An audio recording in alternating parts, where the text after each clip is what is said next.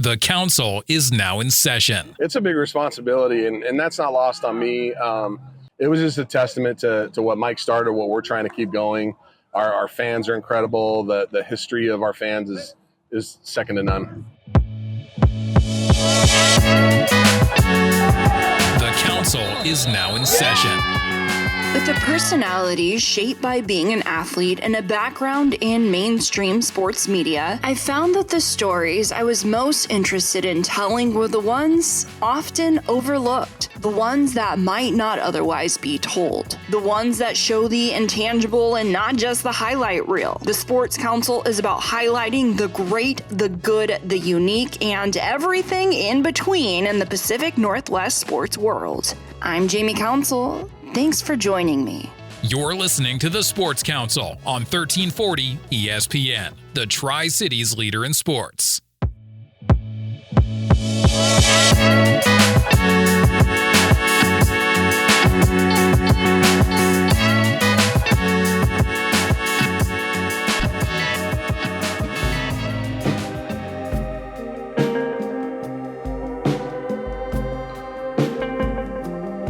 Welcome to the Sports Council. I'm Jamie Council, and this week we're focusing on Bomber football, which looks a little different than it has years past for a lot of different reasons, but mostly because there's a new head coach. So Josh Jelinek, official head coach. Now everybody can call you that. Absolutely. Yep. We got our first game under our belt, and now you can call me a head coach. And with that being said, it was a pretty good first game, 60-0 against Hermiston. You guys are hitting on all cylinders. Special teams to open the game. Offense even had a defensive touchdown. What are your takeaways from that game? You know, you're right. That's the biggest takeaway is that we played well in all three phases of the game. We've had a pretty potent offense around here for a few years, and being able to shore up some of the things on defense especially, and then having the special teams shine through. And we've been preaching that since day one, that our best players are going to play on special teams, and we're going to win that phase of the game. If we can win two phases of the game, we feel like we can win on the scoreboard. And so we really want to focus on putting our best players in the positions that allow them to be as successful as possible, not as individuals and as a team combined. And we think that's a good recipe for success. And one part of the Bombers that maybe had question marks from the outside looking in, you know, and all this saying it's always from the outside looking Sure. in, is losing Josh Woodard, getting Jackson Woodard. He had 177 passing yards. What's that like? Another Woodard in there. Yeah, it's exciting, you know, and not to take away from anything from Dylan Dunham, the senior, and David Lee, the junior. It was a tight quarterback battle the whole spring and all fall. I mean, we didn't even announce until Monday before the game, and our team rallied behind Jackson, and Dylan did a great job and jumped in at receiver for us now too. He'll be our backup quarterback, and you know, he's out there running routes and stuff for us on Friday night against Hermiston, and he could be a starter for us tonight. So it was great to see that quarterback battle play out. We gave all the kids a chance to win the job, and Jackson edged him out a little bit, and then to have him come out and just act like he'd been there before, it was really nice. I mean, it was a little bit of a controversial move, you know, playing a sophomore over seniors and things like that. But we say around here too, we don't really care about your age. It's performance and it's the total package. And Jackson showed us that, and we got behind him, and he might have proved us right, throwing 4 touchdowns, and protecting the football is another big one. You know, just don't throw interceptions, don't fumble the ball, don't turn the ball over to the bad guys, and that'll help us win games by itself. Yeah, no interceptions. Meanwhile, you guys were able to create 6 interceptions. So Richland's always known for the offense, but the defensive numbers were pretty impressive. Yeah, we retooled that whole thing. New defensive coordinator, DJ Search, kind of leading the way. RJ Kiesel Kahani is our linebacker coach. Our defensive line coach, Jake Stanfield, he came from our program as a player years ago, won a state title with us. And so to bring that energy, and then also forgot to mention Josh Mendoza is also back. He's a player for us on our state title team. He's back coaching for us. So, you know, to bring the energy that those guys bring every day is fantastic. There's just a whole new vibe to that, and there's a pride to that too, that defense is going to win us championships, and offense looks really cool on the stat line. And so the combination of both is just going to be incredible, I think.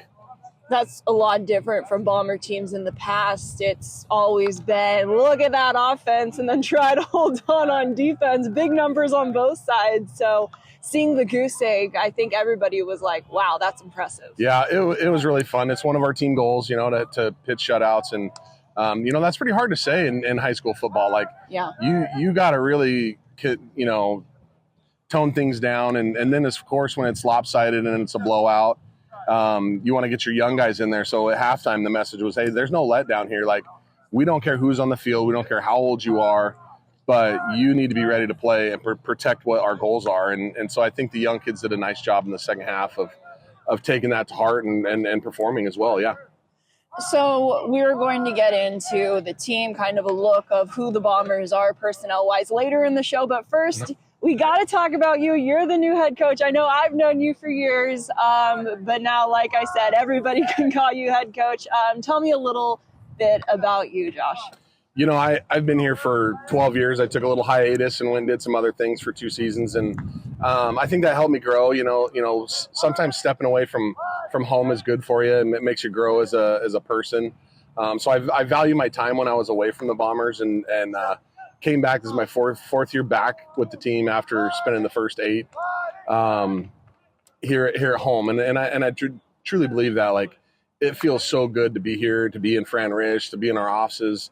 I just love it. Came here all summer, 2-3 times a week, and that feels really good. So the journey to this point has been awesome. Mike Neidhold and I are, we're very, very good friends. We still talk, daily. He is always checking in on me. How's it going? And the things that people don't see about being a head coach that a lot of people can't understand, he understands and has been great with me as far as supporting me and talking me through some things that maybe I didn't even see coming. I mean, I've been around a long time, but when you're the guy pulling the trigger, it's a whole different deal. And so just excited to have that support system. And then these guys, you talk about personnel. I got 18 coaches, and that's unheard of. And all of them are Bomber family, Bomber former players. And so I think to build that culture and the consistency that we have on our staff helps me as well now that I've taken this new title on. And I guess what does it mean to you? You talk about Mike Neidhold, and I know when he retired, I sat down with him and had a semi-controversial talk, but you know what? He was gone, so it's up to me to stir it up a little bit. But with that being said, he did a lot for the program of getting everybody in the school involved to make Fran Rish, Friday Night Lights, what they are today. So what does it mean to you to kind of be able to carry on that tradition? It's a big responsibility, and that's not lost on me. Probably one of my weaknesses is the interactions and the excitement. I'm not a huge rah-rah guy. I'm very X's and O's. I love the black and whiteness of football, the game of inches, and I can count inches, and you were 2 inches to the right and 2 inches to the left. I love that part. So the culture piece that Mike brought to our program is going to be incredibly hard to emulate. And so I just hope that the foundation is enough that we can keep it going in the direction that he set forth. And, it was very evident Friday night was wild. Our crowd was incredible. The ambiance was awesome. And, we have a young man on our football team here that played at another school in our conference. And he's a big impact on us. The young man is, and he just told us on Friday night after the game, he was like, I have never been a part of or seen something like this. And so it was just a testament to what Mike started, what we're trying to keep going. Our fans are incredible. The history of our fans is second to none. I know a lot of people around the state have said, I want to go see a home game at Fran Rish just because of that energy piece. And then you talked about the passing of the reins from Mike Neidhold of this is what it means to be a head coach. But that didn't start when he said, okay, I'm retiring. Here's my 1 page of notes. See you later. I'm headed to the golf course. It was more of a progression that he relieved duties his last couple of years. So talk about that handoff process. It was fairly seamless. There was a time, there were several months there while the human resources part of it was being handled, and we all kind of looked around like, how's this going to go? And I thought, well, if it goes my way and I'm lucky enough to land this job, then we're not going to make a bunch of changes. We're going to focus in on some of our weaknesses, correct those, and move forward with a lot of the similar culture, a lot of the similar traditions, and the things that we do, we're really good at. We're really good fundraisers. We're really good organizers. We have this open and inclusive culture. We have 155 kids on our roster. this year. So we have an incredibly large program. Really proud of that. I think, kind of a big shout out to the Junior Bombers program. They do a fantastic job of getting a lot of kids involved and then getting them to us and to our middle schools ready to rock and roll. And so, the handoff process, it lasted several years and made it easy. It's not an easy job, but we made it as easy as possible. Exactly. Just talking to Mike, where he's like, I don't make the decision, but I've made it as easy as possible of having this road to make it, like you said, that seamless process. Right. And a little bit more about your background with football. People in the Tri-Cities that have been around long enough, paid attention to the football world long enough, probably know you. So let's go back a little deeper in your football career. Okay. Before being an assistant coach for the Bombers. Yeah. Grew up down the road in Prosser and had a great high school career with Tom Moore as our head coach. He's a legendary head coach, Washington State Hall of Fame. Started there, went on to University of Idaho, had a very unique career there. Played both sides of the football, started a lot of games, at D tackle and then offensive tackle. And so, just really value my time as a Vandal and then moved on, played a little arena football here in the Tri-Cities. And that was wild. That was one of the, experiences of a lifetime situation and then on to coaching. And here we are 21 years later of high school football and just couldn't be in a better place. I saw somebody with the Fever Football. Actually, I've seen two people within the last month with the Fever Football. Okay. I didn't check it for your name or not. But Yeah. We eat dinner at Applebee's every now and then. And they got a picture in the corner of the restaurant there of our field, and it's from my year, and it's the game field. It's from the rafters, and it's just. And I asked the manager every time, like, hey, can I get that, or can we put my name on that? Because it means a lot. The Tri-Cities Fever, what the Cars did for. The city was incredible. They gave a great 10-year run, and especially those first years when there was a lot of local guys involved in that. Yeah. Tyler Thomas is out here coaching for me, and he was a quarterback for the Fever. Josh Jelinek, one of the all-time great Richland Bomber receivers, played receiver with us, and a lot of other some Kennewick guys, Jason Cobb, and some Pasco guys. Like it was just a big family there, and so just a unique opportunity and something I'll cherish forever. And then also a lot of guys, now that we're getting a little bit off the rails, but some of the guys that came in for the Fever that have stayed and now are a part of the community. I don't know if you played with Keithon Fleming, now a head coach at Kaiby, which came to the area because of arena football. Yeah, there's a big impact, and you can look at pockets of football and athletics in general. We got a lot of guys that are former Fever players training our kids, out in their gyms, and I think that's a huge impact. And so, again, going back to the Cars and the Schillingers and that start, and I don't think that impact was ever a goal of theirs, but I think the impact regionally is incredibly huge, and very grateful for that, for those young people that came and played for the Fever and then decided to sit down roots in the Tri-Cities. Incredibly powerful. Well, one other note, when you were at Idaho, did you play with Hysaw? I don't know the ages of some people. Yeah, Coach Hysaw is a little bit older than I am, so I missed him in that whole deal. But yeah, I played with some other locals, Josh Jelinek, Jason Cobb, a few other guys. Brandon Caney is a Pasco guy. And so there was just a bunch of us there from the Tri-Cities. And, so miss Coach Hysaw, great football coach, incredible track coach down there in Walla Walla. Yeah. A lot of people think of him as track, but not so much football, but don't realize that he was quarterback at Idaho. Yeah. And coached the Blue Devils as a head coach for years, and just made a huge impact in that community. I know he's highly regarded down there as one of the greatest people in their community. So yeah, love Coach Hysaw. So we're going to get into the personnel, but first we're going to take a break. You're listening to the Sports Council on ESPN 1340, your Tri-Cities leader in sports.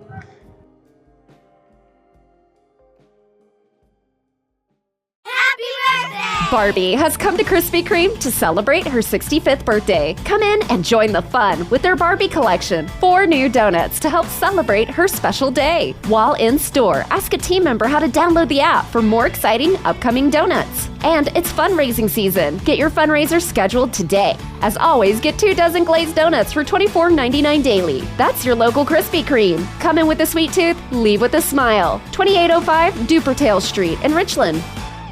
Inconveniences can happen at, inconvenient times. JRT Mechanical has plumbers and HVAC technicians available 24/7 if an emergency does arise. Or if you feel like your house isn't cooling like it used to, or if you're tired of a hose leaking from last winter's freeze, JRT is an honest, reliable company that's been in the Pacific Northwest for more than 3 decades. Give JRT Mechanical a call at 509-314-4314 or visit jrtmechanical.com. If you've got a winery, brewery, or dairy, why buy industrial parts and supplies from across the country? Central Industrial Sales is your local source for supplies and equipment for the dairy, food processing, winery, and brewing industries. We specialize in custom fabrication, industrial cleaning equipment, sanitary fittings, valves, pumps, chemicals, and many other supplies. Everything's available through our website, by phone, or by dropping by our office. Call 509-375-4032 or find us at centralindustrialsales.com. You're listening to Jamie Council on the Sports Council. We're back on the Sports Council. We're catching up with Josh Jelinek, new head coach for Bombers football. So let's get into the team. I know we talked a little bit about the quarterback position already at the start of the show. So let's go through each position group, kind of what you guys have going. We already have some stats. 60-0 win in week 1 against Hermiston. So what does the backfield look like for you guys? You know, our running backs are a talented group, and I think people sell them short all the time. And we got Jake Brannon, the starter. Jake's been contributing for us for the last 2 years, and now his 3rd year as a senior. The kid's got vision that can't be beat. Like, he runs through holes that I don't even see, and his explosiveness is off the charts. He had a great winter, spring, and summer to develop his body with what the tools he has. Got Sai Kiso-Kulane, our middle linebacker, backs him up at running back. Size is the big power back, right? He's 6'4", he's 210 pounds. And, you know, people underestimate how well he moves. And he made a play down here against Hermiston in the corner of the end zone. And I think he launched himself from about the 6 or 7 yard line and dove and reached the ball out and knocked over the pylon. It was just incredible to see a human being that big doing that kind of thing. So really fun to see those two main running backs. And then we got a stable behind them of 3 or 4 other kids.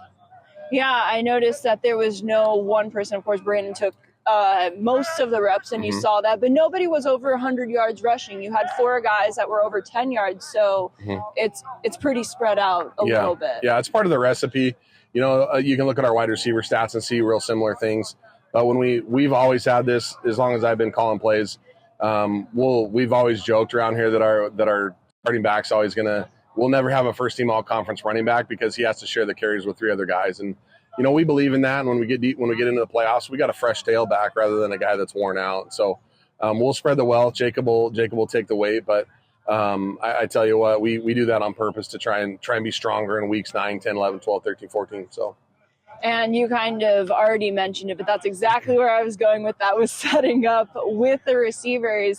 You had 6 guys with over 10 yards, nobody over 100, very spread out. And that's something that everybody looks at Bomber football heading into this season, seeing how deep you are at the wide receiver position. Yeah, it's a wealth of riches for us, I feel like. And, you know, there's a lot of great receivers in the Tri-Cities and in the region, but I would stack our first 7 up, or our first 8 up against really anybody in the area. And, you know, you start with those 3 bigs, the 3 first-team all-conference kids that are coming back. You know, Colson Mackey, Brody Bosick, and Preston Bryant are all first-team guys that with accolades. You know, they're all 1,000-yard receivers as juniors. And then you throw in our guys that, you know, we're backing them up at the end of last year, and Zach Rose and Levi Stivers, and throw Dylan Dunham into the mix. It's just kind of like we have some guys, and so we're really excited about that, and that's our plan. We'll play 8 receivers every night until the snow flies. What does the line look like for you guys? That's always the hard part, right? We have some guys emerging. Jackson Jones kind of leading the way at guard for us. He's the returning guy. He's probably taking more meaningful snaps than anybody. Toby Richardson, our center's back after he started for us for half a year last year. Big wide body kid, not real tall, but gosh, he's strong and he knows what he's doing. So that's just awesome. And then we got a couple of young kids. We got Javon Golden up there. He's a big 6'5" sophomore, so 300 pounds. And so we're trying to develop some youth and work on our age as well, our older kids, to lean on them and make a good mix to keep our offensive defensive lines going. Nobody ever looks at the linemen, but they're always a big part of these equations. It's the first thing I look at. I'm a lineman. I'm an offensive lineman, defensive lineman, and we start, as soon as we get after Christmas break in January, the first thing we do is who's going to play O-line for us. And, the other fast guys, we'll figure that out down the line when they show up. But how do we recruit enough big guys? How do we keep enough big guys in our program that are playing those positions to make it all happen? Without them, Jackson Woodard can't throw a single pass, let alone 4 touchdowns. Exactly. That's kind of, like I said, they don't ever get enough love. Right. True. And before we move on to the defensive side of the ball, when we talked a little bit about Jackson Woodard, you mentioned sophomore, so has some things to work out, but has separated himself. Working into week 2, what's a progression that you want to see from him? Because you look at the score, 60-0, you say, okay, we're good, but obviously there's always something to work on. So what is it for him being a sophomore and earning that position? Yeah. We're going to add a few more wrinkles in our passing game. We were very vanilla on against Hermiston, especially when things kind of got out of control. It was like, okay, let's pull back the throttle here. But, we add a couple more wrinkles to our passing game. I'd like to see Jackson use his legs a little bit. And I know my quarterbacks coach hates that, but he's got to stress defenses with his legs as well. He's a heck of an athlete, and he's got great vision as well. And so we've challenged him to pull a couple of zone reads and to, challenge that speed option play that we run. And so I think that's the biggest progression is, can we get all of our passing game installed in the first 3 weeks of the season? And then can we use his legs to help us win games without getting him hurt? So now let's go to the defensive side of the ball. What does the defense look like? Everybody said, not quite sure that Richland's all offense, but you had 2 guys, that Wycombe and Rose, with 2 interceptions apiece. So tell me a little bit about your defense. Yeah, DJ Surge, it starts with him, and he was our defensive coordinator when we won the state title in 2017. So to get back to that piece is incredibly lucky for me. Our defensive players have really bought into what he's selling, and we spent the whole winter retooling this thing to make it so that it's simple and the kids can play fast. And I think that's our biggest thing is not giving them too big of a toolbox to carry around and just letting them fly around. And I think that was very evident with the interceptions, with the big plays. I think everybody saw Cy hit that screen play and really take it to a kid. And I think that's important when it's the paralysis by analysis, right? And we're trying to avoid that. So if you want to talk about our defense, that's what our plan is. Let them play fast, play a lot of guys too. I know there's not a lot of statistics, but we played 10 defensive linemen in the first half. We played 5 linebackers, and if I'm not mistaken, we played almost 8 defensive backs as well. So our whole deal is like get these guys in, get them experience, and then let them fly around and be what they can be athletically. And one thing that stood out to me about that game was that it's not like Hermiston didn't have the ball. They only had one less play than you guys had. So you guys were making the stops. It's not like they didn't have the ball that you guys didn't have to stop them. Right. It was great. In fact, in the offs afterwards, and somebody said we had 6 picks. I was like, wow, we should have scored more points, because if you can generate 6 possessions for your offense, you should probably score, and of course it was a great night, and we're not gonna get that out of control, but that's a great deal. And I think, we talked about the 3 Hermiston games, JV, freshman, and varsity, and I think the number was 16 interceptions between those 3 games at all levels. So this whole defense from the varsity level is trickling down to our freshman team, and that's important to us, that those young guys play the same way that our old guys play, and they're generating the same kind of pressure and excitement and turnover opportunities for them as well. And I know we talked about a couple names on the defensive side, but who are you really liking now that they suited up and have one game on the defensive side of the football? Because unlike offense, they don't really always have those stats. So who have you been impressed with? I think you got to start with our junior Cy Kiesel Kahani. Like, he's just an incredible body to watch. Like, he's that prototypical 6'4", 200-pounder. Like, and the best part about Cy is a 4.0 GPA kid and an incredible human being.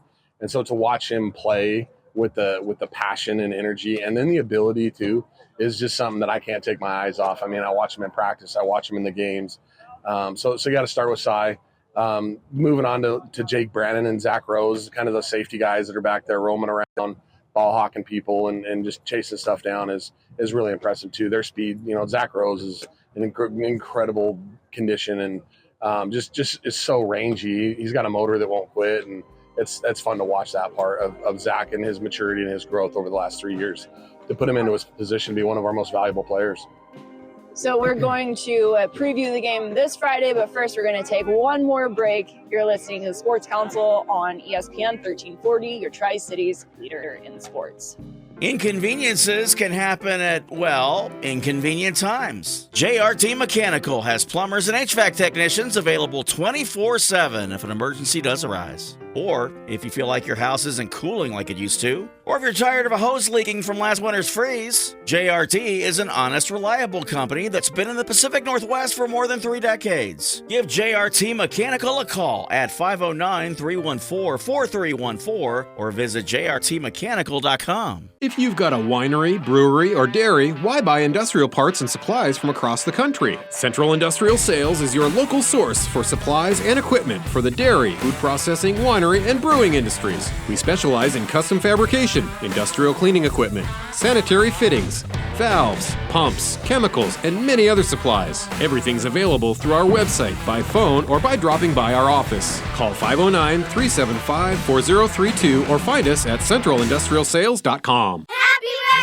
Barbie has come to Krispy Kreme to celebrate her 65th birthday. Come in and join the fun with their Barbie collection. 4 new donuts to help celebrate her special day. While in store, ask a team member how to download the app for more exciting upcoming donuts. And it's fundraising season. Get your fundraiser scheduled today. As always, get 2 dozen glazed donuts for $24.99 daily. That's your local Krispy Kreme. Come in with a sweet tooth, leave with a smile. 2805 Dupertail Street in Richland.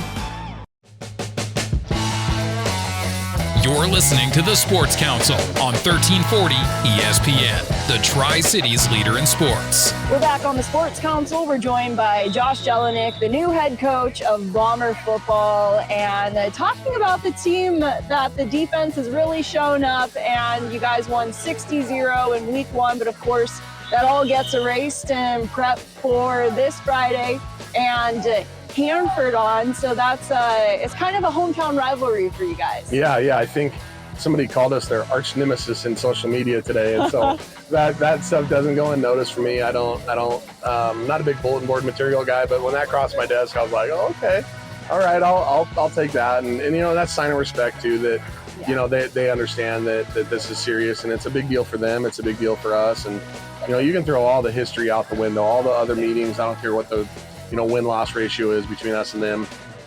The Hanford kids are going to come and play their hearts out on Friday night, and I expect the same out of our kids, and then the best team will prevail. So I'm excited for it, and you know, we try and downplay that in-town rivalry thing a little bit, but bottom line, these kids all know each other. They grew up playing basketball and baseball together, and so they know them personally, and they might even socialize with them after the game, and so I think that's very unique in sport to be able to have that such a tight-knit connection to the opposing team, and I think our kids have handled it well this week, and just excited to let it fly.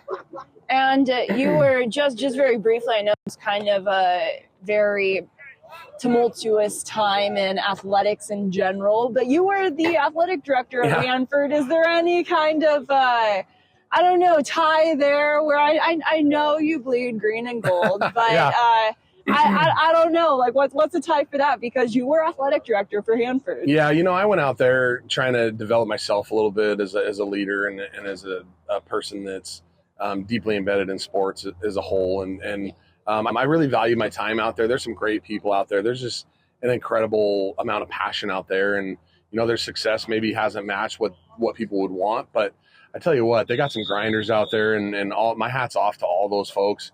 From the secretaries, the administration, to the players, the coaches. I got a lot of good friends that are still coaches there. I still talk to them and wish them luck. And, you know, most of the football staff's overturned, but I'm a good friend of Joe Powers, is the new head coach. And, you know, as soon as he got the job, I called him up and said, hey, Joe, congratulations, man. I can't wait for some great Friday nights. And so I think to know them on a more personal level is unique for me. And I have a whole lot of respect for them and the work that they put in. It's no different than what we do. And so to say there's any kind of rivalry for me personally, no, I'm incredibly proud of all my friends out there. And, of course, when the lights come on Friday, it'll be all business. And, you know, we're going to do what we can do to them. And as far as the game goes, and then we'll hopefully be able to shake hands and go out to dinner afterwards together. And I know to not ask too deep into this question, but I guess some keys for Friday for the Bombers. Keep up the stinginess on defense. Keep the pressure on. Low statistical gains. That keep their offense bottled up. Offensively, expose more of our passing game. Develop Jackson a little bit. Get our receivers more comfortable. We're all young receivers, and then maybe run the ball a little better. When we did run the ball, we were highly successful. We just didn't do it a lot, and the running clock has a lot to do with that. And the running clock's a great thing for sportsmanship, but in reality, it really hurts us to develop young kids when the second half of the game is only 24 minutes long by your watch. There's just not a lot of reps to develop anybody. So that'll be kind of our goal, is to attack them on defense, open it up on offense, and then see where the chips lie. So final question. I love asking this to coaches at the beginning of the year. Who was a player on the team that was basically unknown last year, but by the looks of it, their name is going to be known come this season? I'm going to pick our defensive Sam linebacker, Gavin Walther. He's another junior that we have on the team. He did not even play football last year, and I can't remember the full story, but I'm pretty sure he hasn't played football in several years. He's a big lacrosse guy. Highly successful lacrosse guy. Came out in the spring, and within a couple minutes, it was like, wow, who's that guy? And he climbed the depth chart ladder in just a few days, and he had a great summer. He was traveled all over the country playing lacrosse, and came back to us in the fall, and was here the first day, excited to play. We talked on the phone, and he's just done great things, and it's just this surprise of the day kind of deal. Is who's Gavin Walther? Well, you'll know him by the end of the season, because he's a heck of a player. So. Well, Josh Jelinek, congratulations on the new title, head coach of Richland Football, and I appreciate your time. All right, thank you.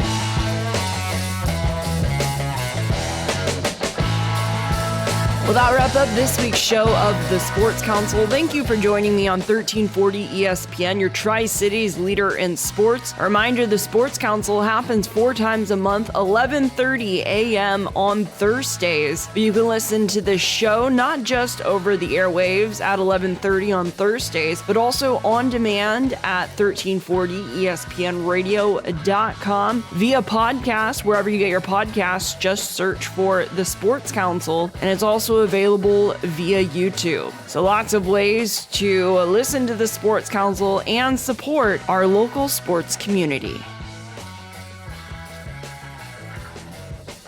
Well, that'll wrap up this week's show of the Sports Council. Until next time, I'm Jamie Council.